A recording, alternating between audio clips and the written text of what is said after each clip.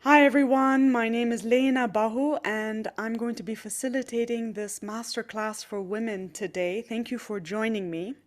I'm going to be sharing my holistic 5-step process to shining your light that will change the way you look at yourself.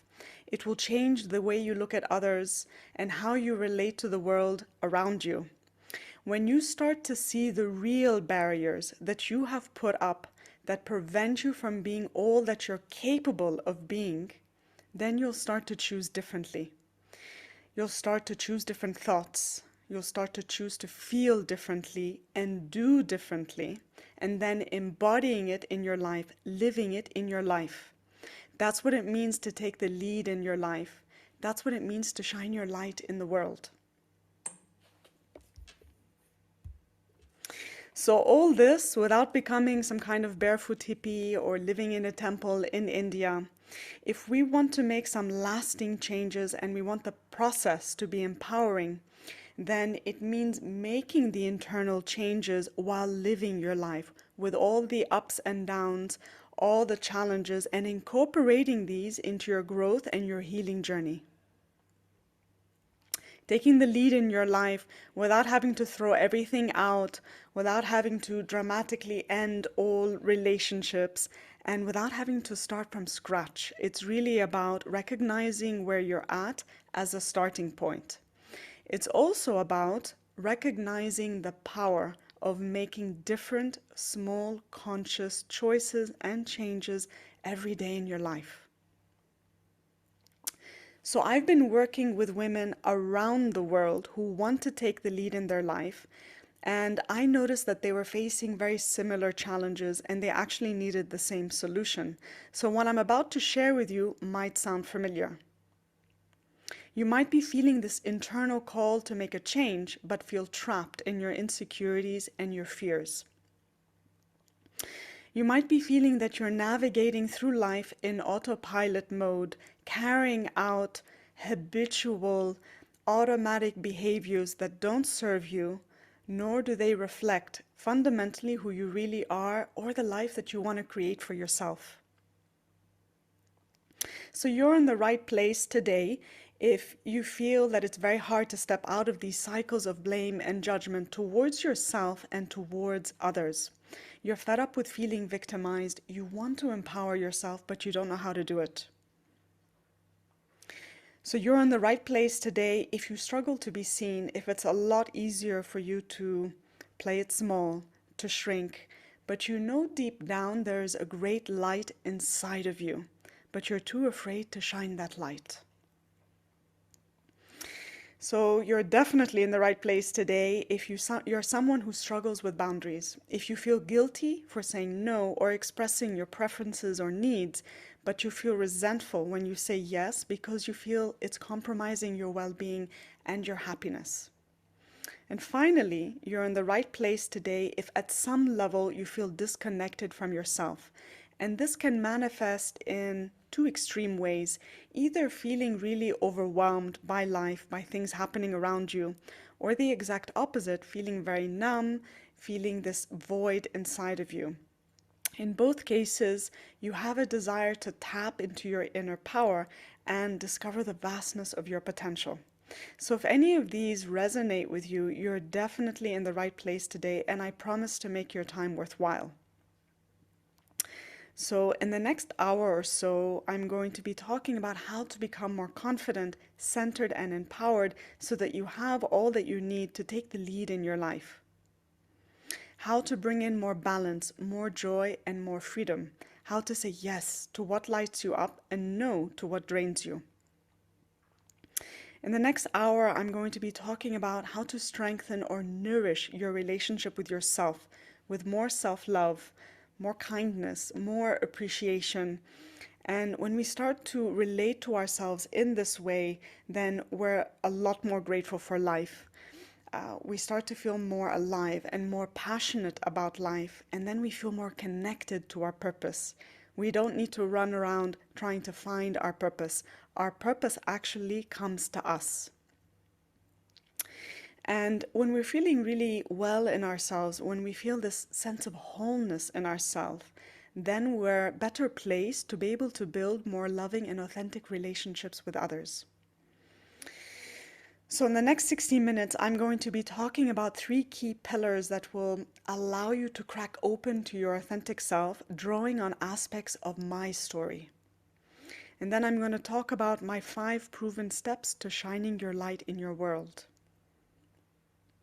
There'll be a final Q&A, which you can type in or message me or email me about. And if you stay until the end, there's a wonderful meditation to help you to connect with the light within you. So I want to briefly share with you these 3 key pillars that are necessary for transformation through my own 3 turning points in my life that jolted me out of living life in autopilot mode. Now, these 3 turning points in my life, I experienced them as crises that then became these 3 key pillars. And when we think about a crisis, we think of something bad. We think of a disaster. But actually, behind every crisis is a door to open to change, to growth, and to healing. And this is what they were for me. And that's why I refer to these 3 key pillars and turning points as blessed crises. So for me, they're blessed crises and they're turning points for people's life because they form the path towards transformation. It's very difficult to transform without these 3 things being present, because how we see things and feel about things, how we relate to ourself, our sense of identity, how we define ourselves, and the actions that we take in our life, which is our purpose in action, make up who we're being. And who we're being creates our personal reality. So if we want to make changes to our personal reality, it means making changes to our perception, to our sense of self or identity, and our purpose. So my first major turning point was in 2003. I was a passionate school teacher and I really loved what I was doing. I was also in a relationship, and on the surface, I seemed busily fine. But when I would leave my work, leave the school and head home, or when I would be away from my partner, something in me didn't feel well. I started to feel overwhelmed. I started to feel like I was living in an empty shell. And bit by bit, I just started to feel like I had this black cloud hanging over my head, except when I was teaching in a classroom. And I didn't understand why, because my life seemed fine on the surface. And slowly, I could sense that I was entering into this silent depression. And if this depression had a voice, what it would be saying is, I can't handle the way society is. I can't handle how much suffering there is around me, how much misery is around me, and the injustices that I'm seeing in the world. And these emotions were very intense for me, and I was like this pendulum swinging between feeling outraged and angry and resentful about it, at the unfairness, and swinging to the other end where I felt powerless and helpless, and I also felt guilty because I felt I was more privileged. So the intensity of these emotions at some point, of course, led to a meltdown or a little breakdown. And this is one of those, like in the middle of the night, kind of meltdown. And I remember like just asking the universe to guide me because I felt really helpless and I didn't understand what was happening. And the echo that I got back when I was in this very desperate moment was, open your mind and step out of the prison. And this resonated for me. It calmed me down, and I remember falling back to sleep. And I remember in my mind saying yes to this. I agreed with it. And the next coming days, something was different about me. Like suddenly I decided to go with my friend to a breathwork class, even though I had never done anything like that before.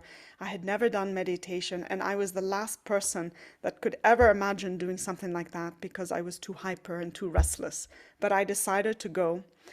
And I also started to notice spiritual books on the shelves of friends of mine, books about our life being a soul's journey. Now, friends of mine had tried to recommend books for me to read, but I was like, no way, I'm in reality, I'm grounded, and you guys are like woo woo up here. But at some point, I just looked at them and I was like, please give me something to read because I knew that I needed to broaden my horizons. And one of the most powerful phenomenon that I came across was this one, the dark night of the soul. Now, the dark night of the soul is this intense period in our life, this moment of where we just feel like our world is crumbling, our inner world. We feel like a part of us is dying. We feel like we're in a dark hole and we're drained of any energy. We feel like life doesn't have any purpose.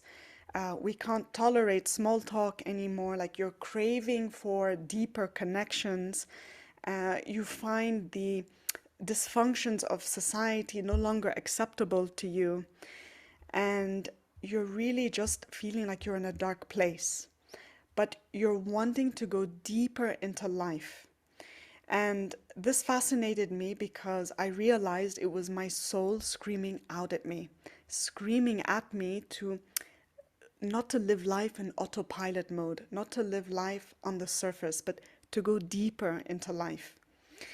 And this resonated with me because I could feel that there's something more to life than this autopilot mechanical mode that I was in.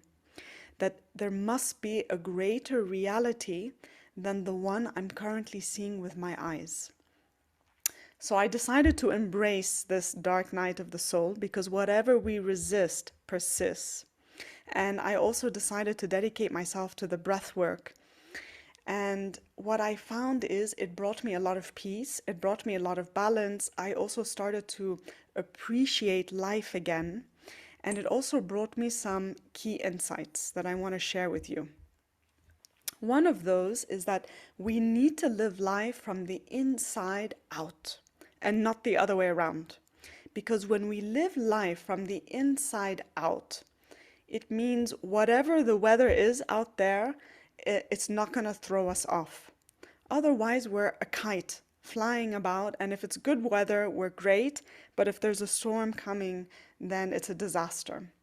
And what was happening for me at the time was I was really involved in other people's problems, especially my students' problems and their family issues and their parents. I was really involved with the families. Every single weekend, I would spend time in the refugee camps. So everybody else's pain and misery became my pain and misery.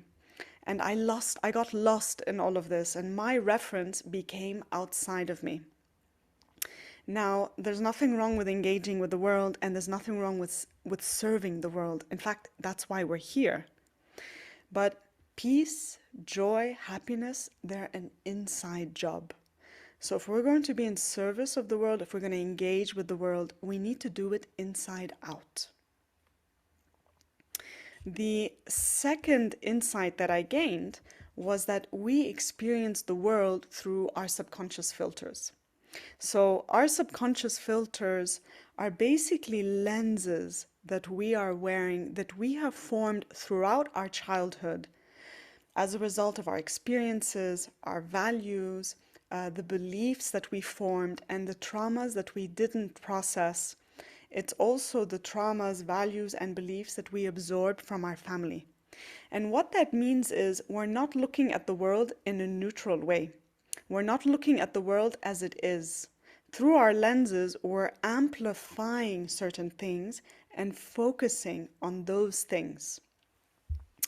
And what keeps these filters in place are our limiting beliefs and our judgments. So in my case, the limiting beliefs that I was struggling with was, I have to save the world. And my parents often referred to me as, Lena the bleeding heart because of that. I felt I had to fix people. I felt that other people's problems were more urgent, more important than my problems, that I was too busy to focus on myself. I felt that I can't be happy if people around me that I care about are not happy, or if groups of people I care about are not happy.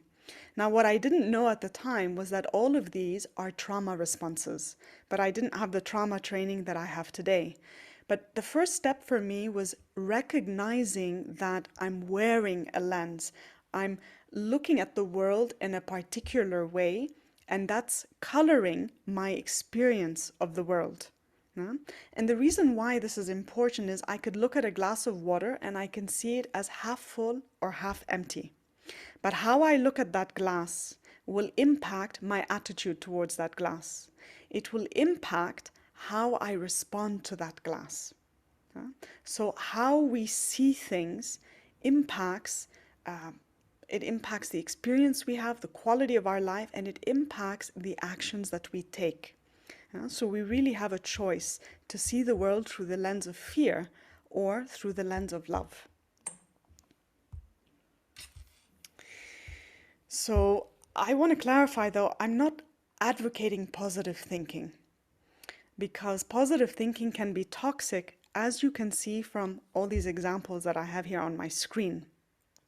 What I am advocating is self-responsibility, acknowledging and becoming aware and acknowledging how we feel, first of all, honoring, validating, and then taking steps to heal all the triggers that we're feeling, to heal the pain. And then we can choose how we want to see things. So as I became aware of all of this, I started to feel a lot more stable. I started to feel a lot more peaceful, and I actually felt like I grew wiser. And I felt really good for a couple years. And then, of course, I hit a plateau and another crisis hit me. And that was in 2006. I was living in Lebanon, and there was a war that broke out in Lebanon. And at the time, my mother was visiting me, and from Greece, where she lives, and it was really the combination of things. Choosing to leave school teaching and wanting to grow in other ways because I felt burnt out, realizing that I was in a toxic relationship and I should get out of it because I felt trapped, and seeing the country that I love being bombarded left, right, and center, and being divided and being forced to leave Lebanon with my mother by boat because she was terrified. So here I am in Greece, and I felt like this olive tree that had been plucked out of her roots and thrown into Greece. And this plunged me into depression because all my references had been ruptured.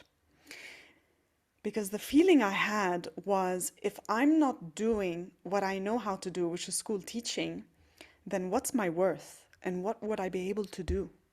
And if I'm not in a relationship and I'm alone, then who am I? And if I'm not living in the country I love, then where's home?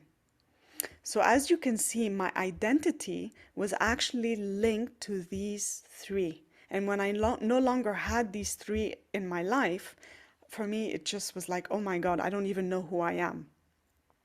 Now, the universe never sends us a challenge without also sending us the resources to be able to address our challenges. And in my case, it came in the form of starting my spiritual journey earlier that year, through a series of energy seminars. So the war in Lebanon gave me a chance to really put into practice the meditation that I had learned, especially connecting with the light that was within me. And one of the things I realized at this point was that we are not separate from what's happening outside of us. That life actually mirrors back to us our unhealed wounds through the situations we find ourselves in and the relationships that we find ourselves in. And if we're brave enough to look at our wounds, it really opens the path for us for wholeness and just a whole opportunity for growth. So in my case, I had to ask myself, rather than just being angry at the world, I had to ask myself, wait a minute, what resentments, what sadness, what guilt, and what injustices in my own life had I not paid attention to that I was projecting outside of me? So What I'm actually suggesting here is a reinterpretation of why we struggle in our environment and to turn that perception actually inward. And when we ask a question like that, it opens a big door for us. It actually opens Pandora's box, and that can be messy at first. But it took me on an extraordinary journey of healing. So I started to clear things from my past and I started to feel like really stable about things. And I got inspired again after a big healing that I did. And I started to go towards my purpose, what I felt was my purpose at the time. So I started to feel good for a couple years. And then I hit another crisis. So this is when I was getting my PhD. I was living in the UK, and I had completely immersed myself in the environment of the university. I was competitive. I was publishing articles and giving public lectures in the university. I felt really important. And bit by bit, I just started to wonder, life is good. Like, who needs to work on themselves and meditate and do things like that? So my personal practice in the morning became smaller and smaller. It's the little thing that I have to do in the morning so that I could actually get on with real life. And bit by bit, I started to get disconnected from myself without realizing it. But then I got an extraordinary offer in Scotland. And I thought, yes, I'm going to go to Scotland and I'm going to become a professor and I don't need to think about my career ever again. Like, this is it. Even though I had a small little voice inside of me saying, but Lena, you hate the university. You're so critical of it. You don't like academia. And I ignored that little voice because I wanted certainty. I wanted the job like now, and I wanted something that, I knew that I would be able to do because uncertainty scared me. The unknown scared me. So I went for what was familiar, and also I knew my family would just be so proud of me. So I hushed up that little voice and I took this huge leap to Scotland, all excited to start my new life. And my honeymoon lasted for about 2 months because I started to realize that I was working 12-hour days. I was working 6 days a week, and my boss was very manipulative and controlling. And I felt really unfulfilled by the tasks that I had to do. I felt I was in an unhealthy environment, and I felt I was living in the wrong country. And my body started to react with stress. So I developed panic attacks out of nowhere. I developed chronic insomnia. I developed migraines. I developed lower backache. I developed exhaustion. I developed bleeding. I developed a small lump in my breast. Like, my body had all the signs of someone who was really stressed, and I kept running to the GP every 2, 3 weeks. And I still hushed up these messages because my mind was like, no, no, this is a great opportunity and I wouldn't know what else to do, so I better stick to this. And when we ignore the signs that we're given, the little whispers, it starts to turn into a banging, especially when we get off course. And this can come in different forms. It can come in the form of sometimes an accident to jolt us, or sometimes a death to like wake us up, or a health problem. And in my case, it came in the form of a neck injury. So I woke up one day with a very severe neck injury. I could hardly move. I was in excruciating pain. I couldn't even change out of my PJs. I could barely lift a glass of water and couldn't open my laptop, like nothing. And I just thought, okay, I'll get better by tomorrow. And of course, I wasn't. So this lasted for a good full 5 days. And I really thought, like, oh my God, like, what is this?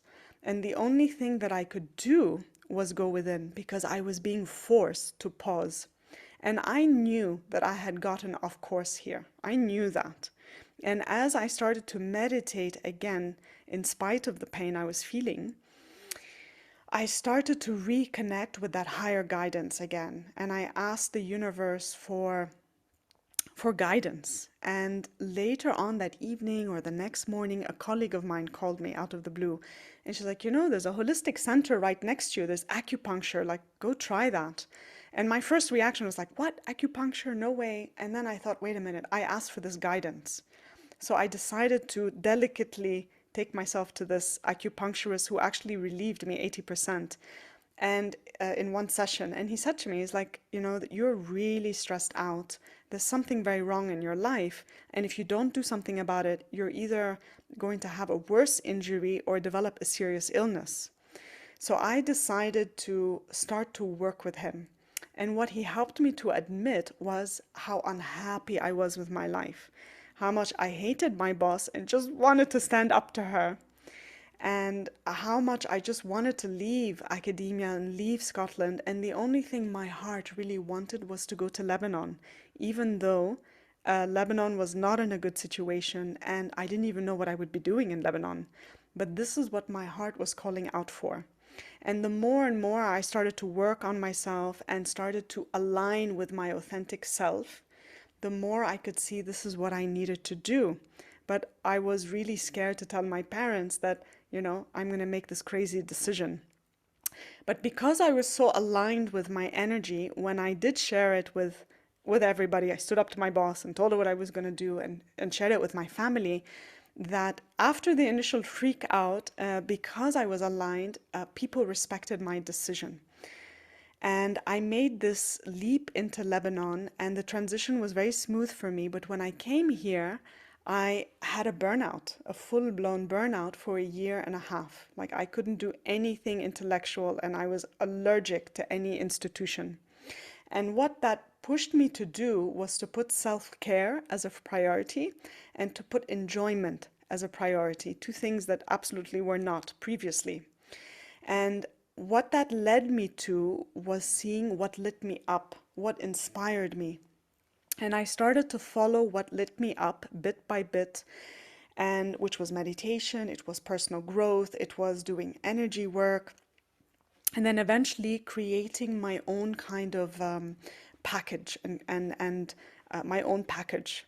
And this is what's brought me to this moment right now, here today, sharing with you what I'm sharing with you. So we must be willing to let go of the life we've planned, the life that we think we should be having, so that we can have the life that is waiting for us.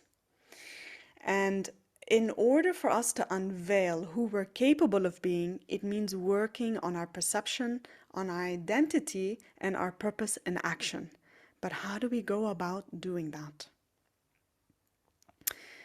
So for the last couple of years, I've been working with women just like you to help them to start to break through their blockages so that they can start to shine their light in the world.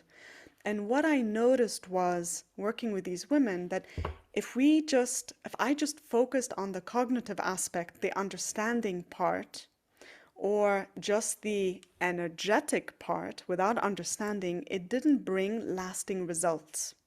It was actually the combination of the mind, the body, and your higher guidance, the soul, that interconnectedness, along with implementing small, different, conscious changes and choices every day that made the difference.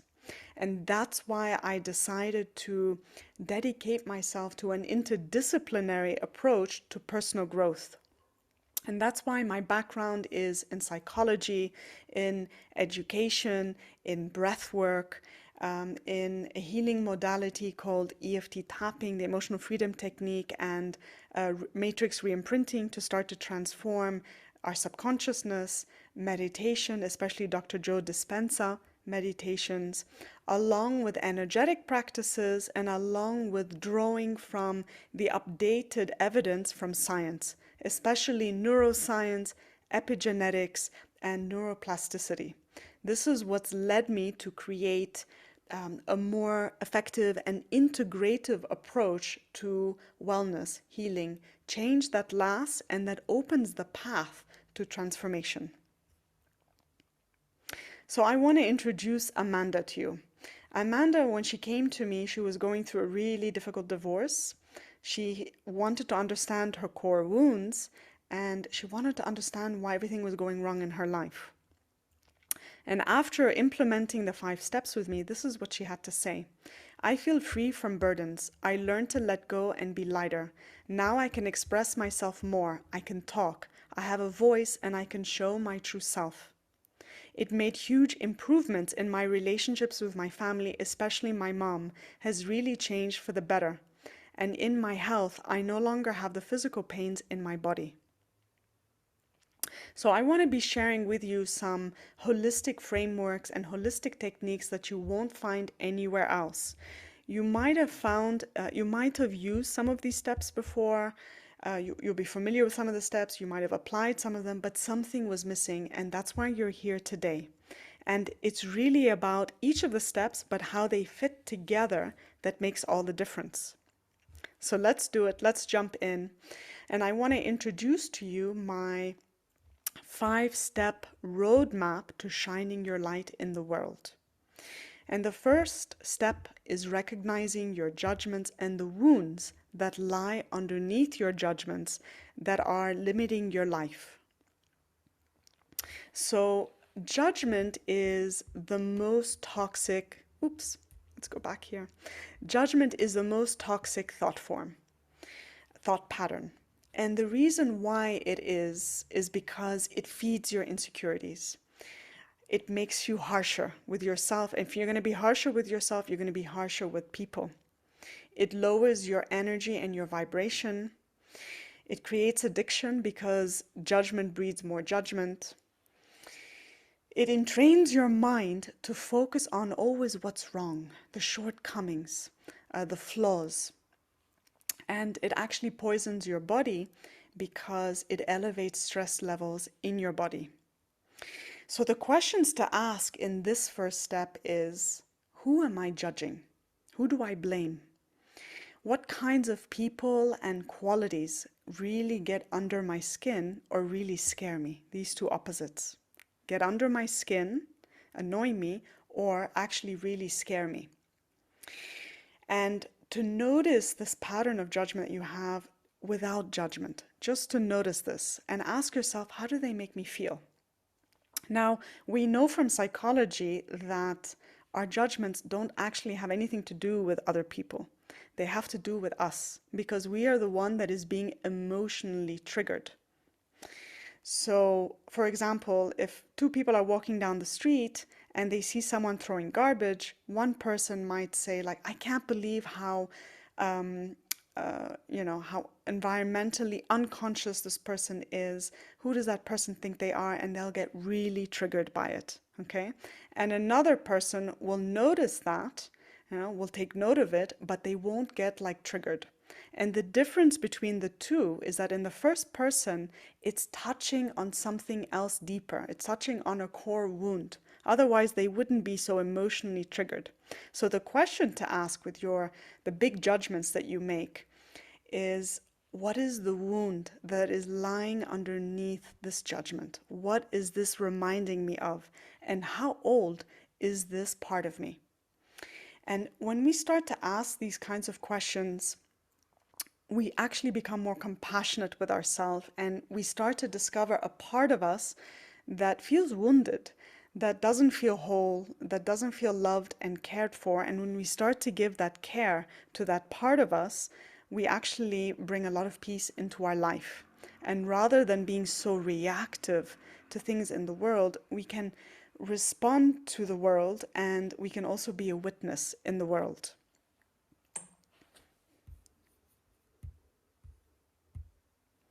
So one of the reasons why I focus on judgment is because it blocks our access to our authentic self, our inner knowing. After all, who wants to be authentic if they're hiding in their judgments? So another thing this does is it means that you're not connected to your intuitive voice or your authentic voice. So in my case, when I was trying to decide whether or not to go to Scotland, I had a lot of voices in my head, but because I was really scared and I wasn't connected to my inner knowing, I couldn't differentiate between the voices. I didn't know which one was the real voice. And the voice I listened to was actually the louder voice, which was the voice of fear in this case. So this is how it really impacts us. And if we're going to be talking about the authentic self, then we need to talk about its so-called opposite, which is the ego. Now, the traditional approach to the ego is that the ego is something we need to detach ourselves from because the ego is something bad. But my approach to the ego is that it can either be your worst enemy or it can be your best friend. It's up to us. It depends on us which one we want to feed. And the lowest purpose of the ego is the enemy that leaves you in all this doubt, self-doubt, and insecurities. And the highest purpose of the ego is actually your best friend to allow you to transcend your limitations, to evolve, and to grow wiser. So with everything that I've been sharing here, right, it creates a lot of, going back to this, it creates a lot of understanding. But understanding isn't enough because we know from neuroscience that 5% of our brain activity is actually conscious and analytical. 90 to 95% of our brain activity is subconscious. It means we're operating in our daily life on programs that we have. Our choices, our decisions, our actions are actually driven by subconscious programs. And so we need to practice stepping into alignment and connecting with our inner knowing. And there's no better way to do it than through meditation and through breath work. Now, the approach that I take with meditation is at 3 levels. The first level is learning to be anchored, learning to connect with your body, to breathe, and to sit still, basically. The second level is learning how to open all your energy centers, because this is what allows for the flow of energy and for us to start to create balance in our body. And the third level is learning how to generate frequencies in your body or emotional states that you want to embody. Confidence, joy, gratitude, embodying these, wholeness. And what we're doing through meditation and through gentle breath work is you're reconditioning your body to a new state of being. Okay? And if we don't do this, then we are subjected to the energies around us, to the emotions around us, and the thoughts around us. Because out there, it's a jungle. We all know that. We see the state of the world, and it's so easy for us to just feel overwhelmed just by looking at the news. But when we start to connect with ourselves, then we're no longer going to be absorbing what's going on around us. We can still engage with what's around us, but you can differentiate when it's your stuff and when it's not your stuff. And that means having a regular routine. So in the same way, you can't just go to the gym once a month and expect to get a result, or shower once a week and expect to get a result. If we want to be well, then it means developing a daily practice. And that doesn't need to take hours. However short a while you can do, like, this is what matters here. Okay, so we're really changing through meditation and breath work, you're changing the biochemistry of your body. You're moving your body out of survival mode so that you can be more in creation mode.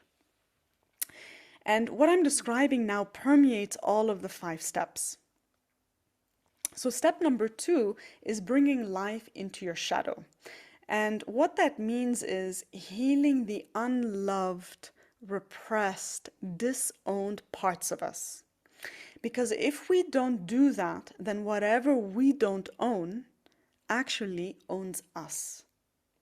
And it starts to stick its ugly head out to us through the unpleasant situations we encounter and basically the annoying people that we encounter.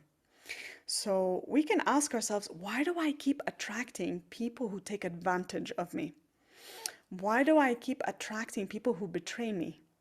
Or people who are not available for me emotionally? Okay, so it's easy to think that it's about other people, but it's not. We're projecting something into the world and we're attracting certain people. Okay, and this is our shadow.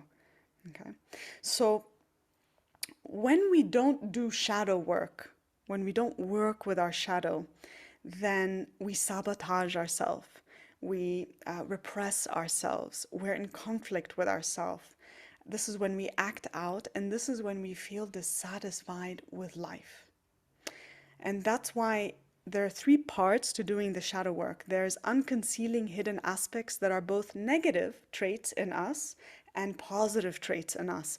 And people always get surprised when I mention that, yes, there are positive traits in the shadow. Things like confidence. So if you, as a girl, were raised to believe that girls, women and girls, should not be seen or heard, or maybe can be seen but not heard, then you're going to struggle with confidence issues. If you're raised in a household where women and girls are not allowed to express their opinion, their voice, you're going to struggle with confidence issues. And you're going to quickly learn as a child, if I want approval, if I want love, I just better not be very confident or assertive. Okay, I better be obedient. So this is, you're sending that into the shadow, and this creates suffering for you. So we all have our shadow. Okay, we all have things that we've repressed. The second part is taking ownership over our shadow qualities and discovering the gifts that they have, because they all come with gifts. The third part is embracing and loving these parts of us into wholeness. So when we actually bring light into our shadow, you will know a wholeness that you have never known before, and you will discover gifts and your potential like you've never known before, because our power actually lies in our shadow. There is gold in our shadow. So this step here is about building bridges between the different contradictory parts to us. Otherwise, how can I shine my light in the world if I'm hiding from a part of myself? How can I be empowered and take the lead in my life if I'm scared of different parts of myself? So let me introduce to you Gilda. Gilda, when she came to me, she really wanted a breakthrough. She wanted to step into a larger personal reality. She wanted to step into and discover like her greater potential. And after going through the five-step process, and especially on the shadow work, this is what Gilda had to say. The whole process gave me a lot of self-love. I realized I was hiding and trying to make a part of me invisible to be safer. I understand now I can have fun, I can be sexy, I can be empowered, and I can express myself. It was a huge turning point. I went from victimhood to empowerment. So this is the part in the process for people. Usually, like 99.9% of the time, this is like people's like aha moment, okay, when they do the shadow work. So now it brings us to step number 3, making peace with your past. And this is about understanding the mechanism underlying judgment, ego, and shadow. Like, where do all of these come from? Like, why do we judge? You know, and why do we have something called the shadow? Why do we have an unconsciousness? Where does all of that come from? And what's their function? Okay. So making peace with your past is essential because our past is very much alive in our present time. So oftentimes when we react to things, we're not reacting as, let's say myself, adult Lena. I am reacting, what's being reactivated in me because of the situation is a little Lena who feels unsafe, unloved, and unworthy. Okay, and it's what we call in psychology is known as the wounded child. And we all have a wounded child because none of us had perfect parents. All our parents did the best they could. So we all have a wounded child inside of us that is being constantly reactivated every time there's an uncomfortable situation. And the problem is you don't want a wounded child making choices for you and leading your life. You want a happy child inside of you, that inner child that's happy, that's safe, that feels empowered and spontaneous about life and wants to take risks because it feels safe. So here the process of reparenting your inner child is absolutely essential. Now, the normal psychological approach with working with the past is to basically unearth all the skeletons in our path and to talk about them all. And what that actually does is, even though it can be a good support, but what it also does is it reinforces the neural pathways in our brain. That 5% that we have, all it's doing, is reinforcing those neural pathways and keeping the programs in place in the 95% of our brain activity. And the approach that I advocate is first understanding the conditioning process that has impacted all of us, and then understanding the programming that you underwent as a child, where you adopted certain ideas as truth. And this is what we call agreements.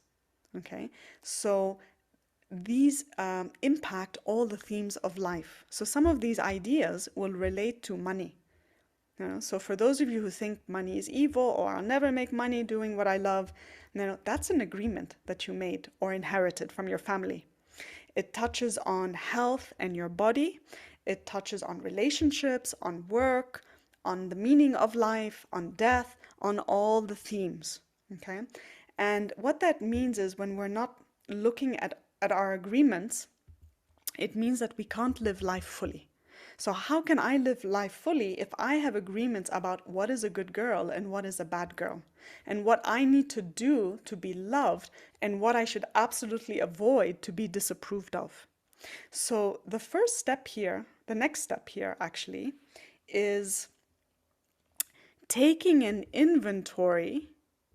So taking an inventory of the agreements that you made in your life that no longer serve you. Yeah? And what have been the consequences of these in your own life? And then, what new agreements can you adopt that will enhance your life? Okay, so this is where you're kind of taking stock of things in your life. Once you've done this, then once you've taken stock of the agreements and you've started to work with your core wounds, then it's time to let things go. And the way to do that is through the process of forgiveness. Without forgiveness, we are sitting in deep-seated resentment. Without forgiveness, we're going to deny ourselves joy. Without forgiveness, we're not free. We're not at peace. And it's really forgiveness that brings about that peace, that happiness, and that freedom.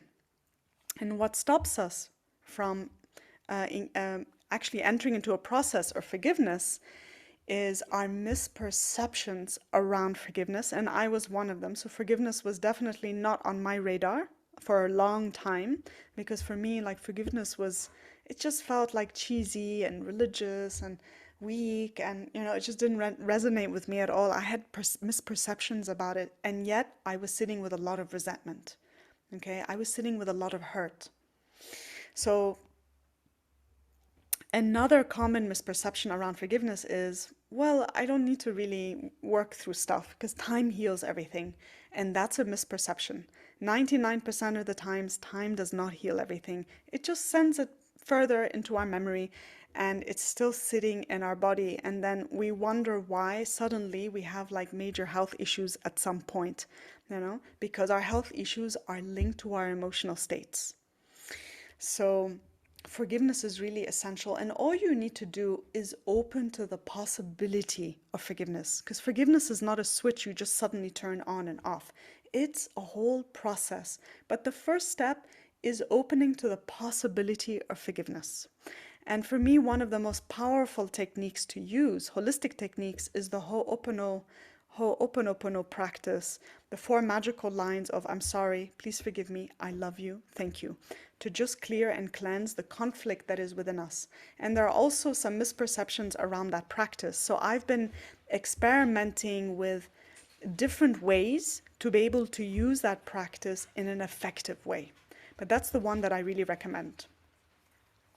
So now we're coming to the fourth step, and that is restoring your energy. And restoring your energy is essential because our power lies in our energy. Okay, so it's important for us to become conscious of what is it you're plugging your energy into. What is it that's draining you? And how can you start to nourish yourself? How can you start to protect your energy? So we know from physics that everything is energy and energy is everything. Energy is the fundamental state of your being and the universe. We know this because the smallest particle, which is the atom and the subatomic atom, is actually a vibration. It's not a thing, right? So we are a collection of vibrations. Everything in the world is. So our words have energy, they have a vibration. Our thoughts, our emotions, the food that we consume, the news that we watch, the music that we listen to, everything is energy. And if we want to be able to work faster on ourselves, to get through things faster, it's essential to combine understanding our psychology with the energetic aspect to us, the subconscious, also the subconscious parts of us. So the question here is, what is it that drains your energy? And to understand this, it means to understand our energetic ecosystem or our energy centers. Okay, and our energy centers are actually what allows for the flow of energy in our body, and they have certain qualities and emotions. So here it's about learning about your energy centers in a way that's relevant for your daily life, and for you to be able to spot when are you losing your energy and when are you blocking one of your energy centers. When do you suddenly feel a ball in your throat? Because it means you're blocking your fifth energy center. So we know what drains us, right? We know stress drains us. We know worry drains us, fear, resentment, guilt, all these survival emotions, drama drains us. Pleasing people drains us. Overthinking drains us. Consuming social media. Okay, so a lot of things like drain us. And if we want to take charge of our life, it means we need to take charge of our energy. Okay, and our energy is directed towards what we are focusing on. And that's why it's important to become conscious of what is it you're focusing on. How can you start to rebalance yourself? And how can you start to protect yourself energetically? And this brings me to the fifth step, empowering yourself and regaining your freedom.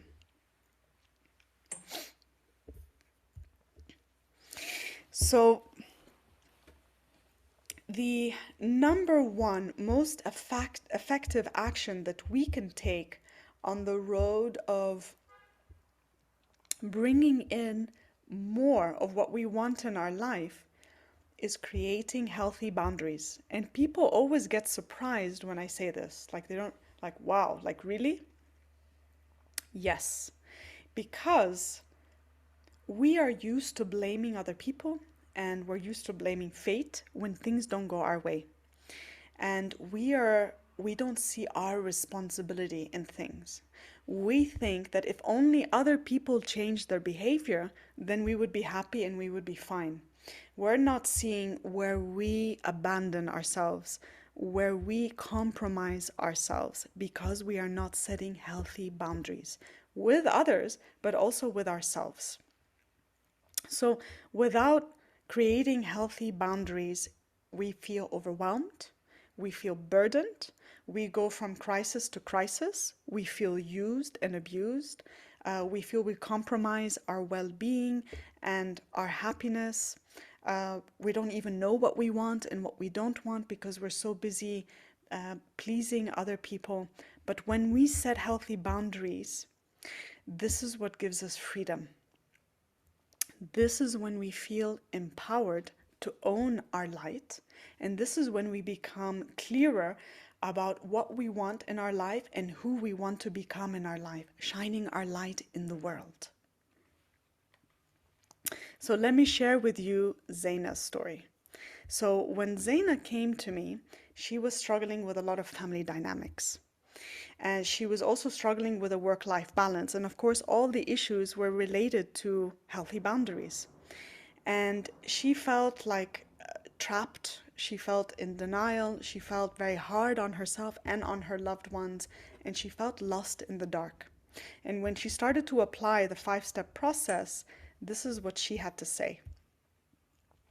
I understood the situations that were triggering me and how I can step back and choose how I want to proceed. This gave me strength and serenity about my choices without drama. I felt the power within me to make changes in my family and work life. The whole process was very healing for me. I am at peace.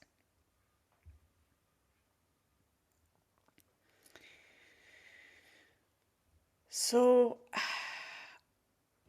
we are complex mentally, emotionally. Yeah, it's not easy being a human being these days, especially when we don't have a roadmap and we don't have support. It's easy for us to feel lost, to feel unmotivated, and to feel isolated. And for me, there are like two options. We can continue to feel lost and confused and in denial and bewildered, or we can decide to show up for ourselves 100%, yeah, by using a proven roadmap. So, in the last couple of years, I've been developing a unique holistic approach based on mental, emotional, physical, and spiritual wellness that is rooted in choice and in freedom. I've been building a transformational approach. So, if you're feeling like you're ready for option 2, you want to have a breakthrough in your life, you want to start to own and shine your light in the world, then I want to introduce you to the Shining Your Light Journey, a transformational program for women ready to detox from judgment and reveal their authentic self. Now, what does this program include? It includes 10 weeks of personal growth mentorship to break out of habits that no longer serve you and to develop conscious responses to daily life and to start to turn your light on. It includes 10 weekly 3-hour small group, live online, participatory or interactive sessions where you're going to dive deep into judgment and start to recognize your pattern of judgment and the wounds that lie underneath your judgments. You'll start to unconceal and embrace your shadow self and start to bring in your light shadow into your life. You'll start to understand the agreements you made in your life that no longer serve you and how to adopt new agreements in your life. You will learn about the power of forgiveness and where in your life you need to bring in more forgiveness and how you can start to do that now. You will learn to put your energetic capabilities into action. You will learn about boundaries, where in your life you need boundaries, and how to go about setting up healthy boundaries, because that's usually the hardest part is, okay, I know I need boundaries, but how do I do that? Okay. And then clarifying what is it you want in your life, who do you want to become, and embodying it right now.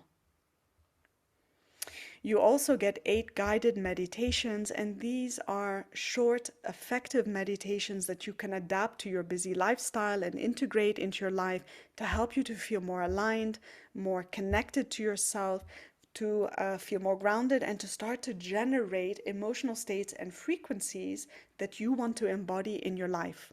Oftentimes, we're waiting for like the job to suddenly feel that we're good enough, or a promotion to feel confident, or a relationship to feel loved. And if we don't have those things, then we feel a void inside of us. Okay?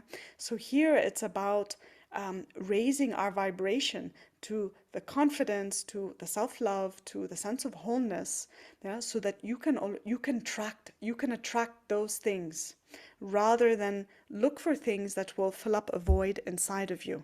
Okay? So these meditations are really powerful in reconditioning your body.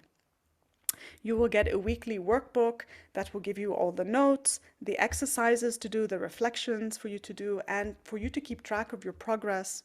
You will have accountability partners to keep sharing with each other and to keep each other on track within this small community of like-minded women who are doing what you're doing. Because this is a lonely journey, and when you do it as part of a tribe, it's very powerful. You will get emotional support from me through a WhatsApp group and through prodding you week by week. In addition, you get a very special one-on-one work with me, an hour and a half work, EFT and matrix re-imprinting session to start to transform your the subconscious programs in your mind. Okay, and this is when people really feel like, wow, I just turned a chapter. They feel they turned a chapter finally on this issue because they understood it, and they, on a cellular level, they shifted their energy. You will get 4 Soma breath journeys to deepen your practice. So breath work is part of this program, gentle breath work, but you will get 4 healing journeys that have to do with inner child healing, cutting cords, self-forgiveness, and a couple other things. Okay, and the breath work allows you to detox and to regulate your nervous system. Finally, you get a follow-up group sharing session after a month. So each group is a little different. Like the last group I worked with, they wanted a vision board or mood board session for them to really create the blueprint for the life that they want to manifest. So it was a lot of fun. It was very creative and empowering. Another group wanted like a session of thinking together through their challenges and sharing. Like that's the session that they wanted. So I adapt this according to what the group needs. So the next group starts very soon, and the spots are limited to just 15 women so that I get to know you really well, you get to know each other very well, and I still have those WhatsApp groups. People are still on there and they form friendships. They form collaborations in their work. They travel together. Like deep friendships are created as a result of these groups because the process you go through is really special together.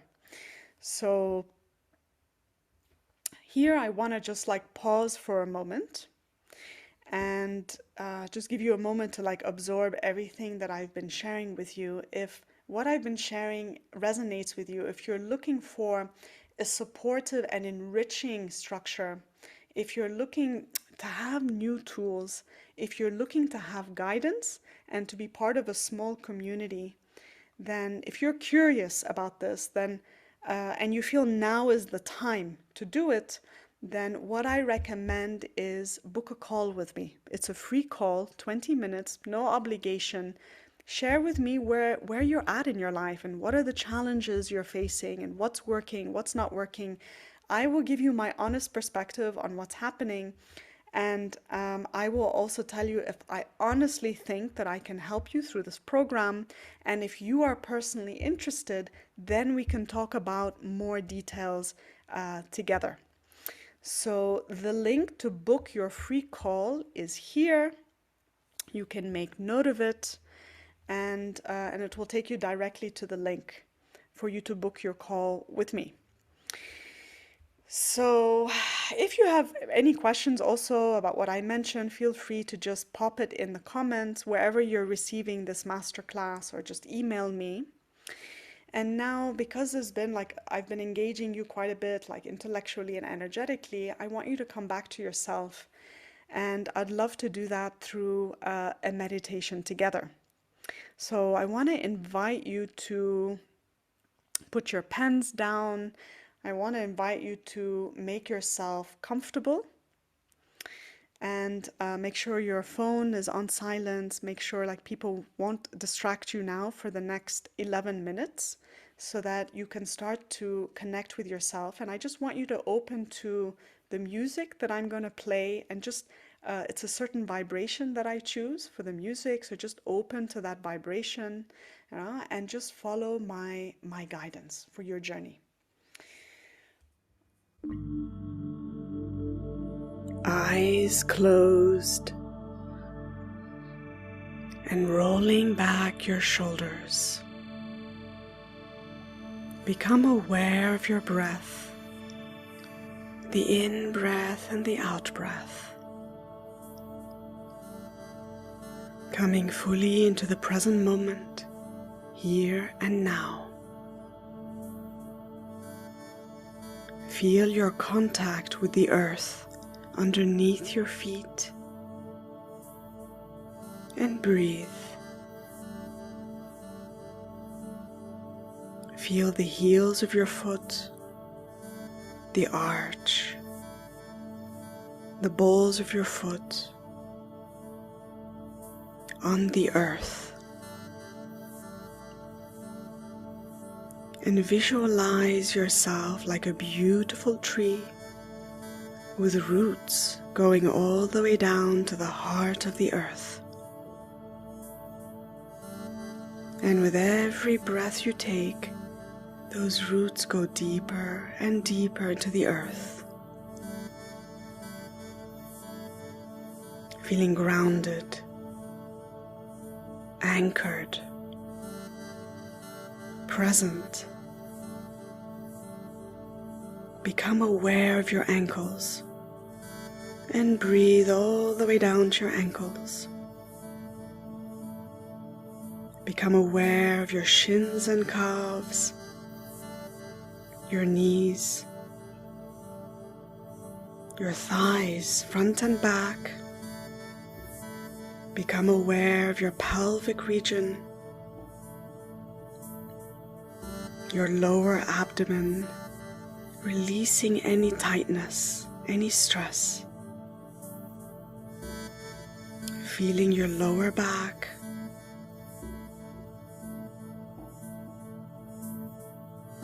becoming aware of your upper abdomen or solar plexus.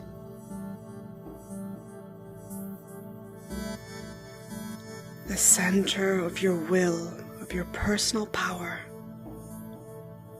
And breathe, releasing any tensions. Become aware of your lungs, your chest, your shoulders, and relax your shoulders. Relax your upper back. Become aware of your arms,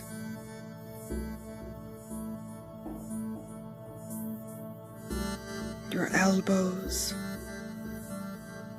your wrists, your fingertips. Bring your awareness to your throat, your neck, and relax any tensions. Soften your jaw and put your awareness in your ears, on your nose, and relax the muscles in your eyes. Soften your forehead.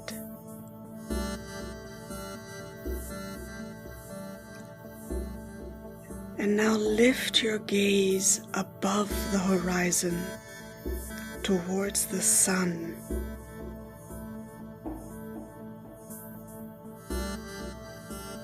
And put your awareness above your head and breathe. And imagine there is a line going down your spine. The bottom of this line is connecting you into the earth, grounding you.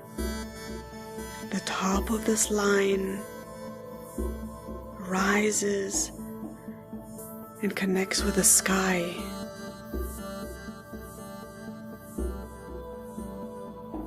Feeling that stability, and breathe.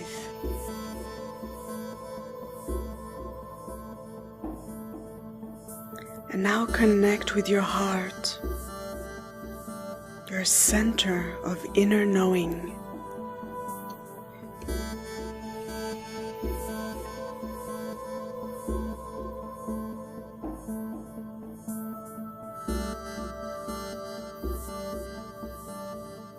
And breathe in and breathe out. Breathing in, putting your attention on your heart, and breathe out, relax. Your heart is your anchor. And breathe in life into your heart and relax. Breathe, feel your heart.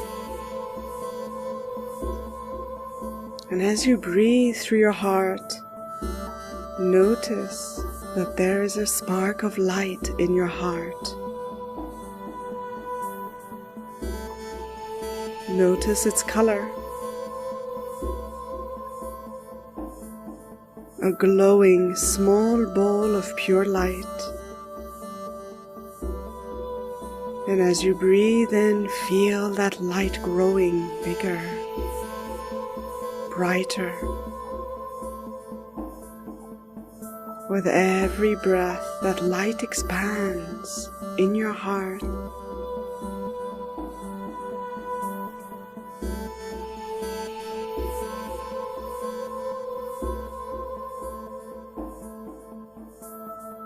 Now connect with two things you feel really grateful for today.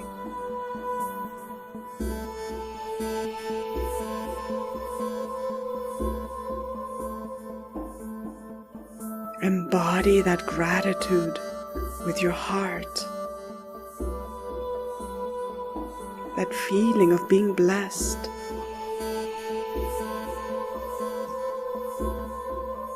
And feel that deep gratitude nourishing the light in your heart.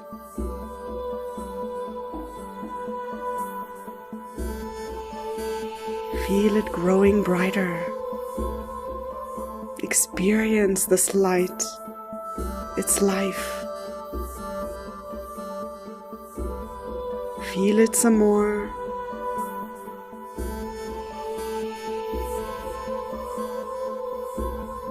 And feel this light surrounding your entire heart. Your whole heart is shining brightly.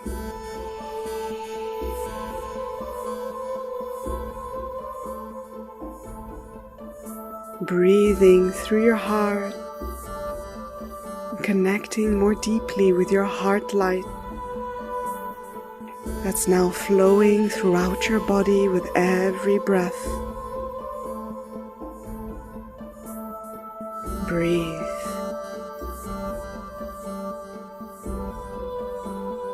And feel the sense of wholeness in your heart.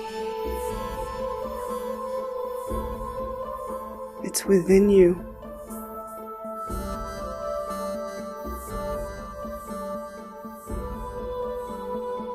Become inspired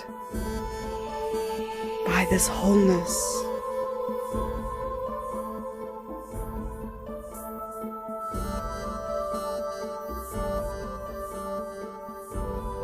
Become invincible with this wholeness.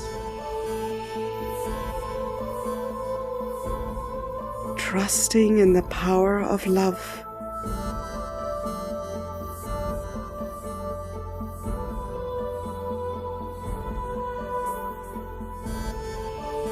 Feel it. It's within you. Tune in and feel it some more.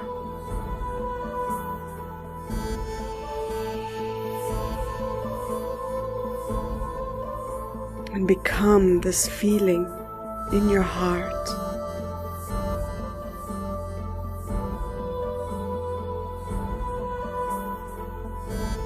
Raising your energy raises your consciousness, your awareness, to see possibilities you wouldn't see before.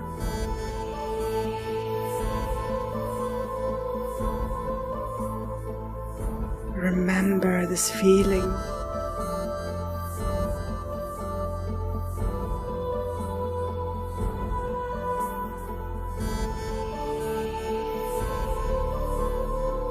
Stay connected to it.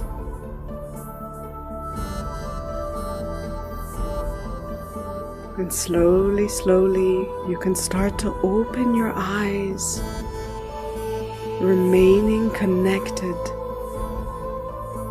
to this light in your heart.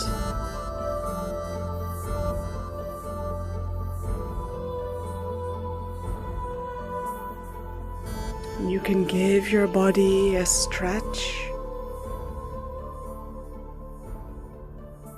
always remaining connected to the light in your heart.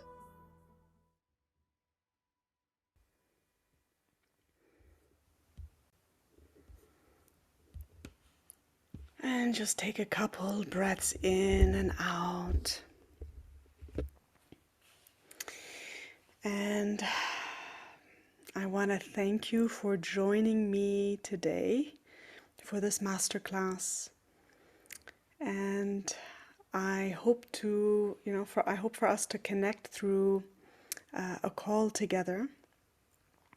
So if you're curious, if you're feeling now is the time to take some kind of step towards your higher purpose, towards wanting to take a lead in your life, wanting to make a change, but not sure what to do about it, then don't hesitate to book your call with me. And I look forward to exchanging and sharing with you. So thank you very much, and I hope it gave you some benefit doing this masterclass. And don't hesitate to email me if you need anything. And I want to wish you a blessed day. Thank you.